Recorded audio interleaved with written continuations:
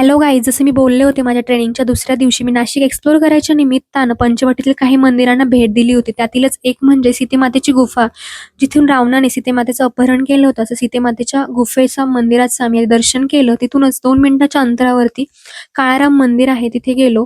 तिथे श्रीरामांची मूर्ती आहे काळ्या पाषाणामध्ये आणि सोबतच लक्ष्मण आणि सीतेमातेची मूर्ती आहे. अशा काळाराम मंदिरात आम्ही दर्शन केलं. छान थोडंसं फोटोशूट केलं. तिथून खाली गंगा गोदामातेचा घाट आहे. घाटावरती आणखी काही मंदिर आहेत, जसं की सांडव्यावरची देवी, काळभैरवनाथाचं मंदिर, तिथे आम्ही दर्शन केलं. काठावरती हनुमानाचं सुंदर अशी मूर्ती स्थित आहे, तिथे दर्शन केलं. संध्याकाळची वेळ होती, गंगा गोदामातेची आरती पाहायची होती. लोक जमले होते आरतीसाठी. छान असं वातावरण तयार झालं होतं. आज ट्रेनिंगच्या निमित्ताने का होईना, परंतु आज आम्हाला आरती हाती लागणार होती.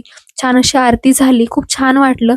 आरती करून आम्ही जवळच अर्धनारेश्वर, जिथे शिव आणि पार्वती अशी यांची एकत्रित मूर्ती आहे, असं अर्धनारेश्वर मंदिराचं दर्शन केलं. तिथून कपालेश्वर मंदिर, जिथे एकमेव असं महादेवाचं मंदिर आहे, जिथे नंदी नाही, असं कपालेश्वर मंदिराचं दर्शन केलं. आज ट्रेनिंगच्या निमित्तानं का होईना मला पंचवटीतील काही मंदिराचं दर्शन करायला भेटलं. तुम्ही पण नाशिकला आलो, नक्की दर्शन करा. बाय.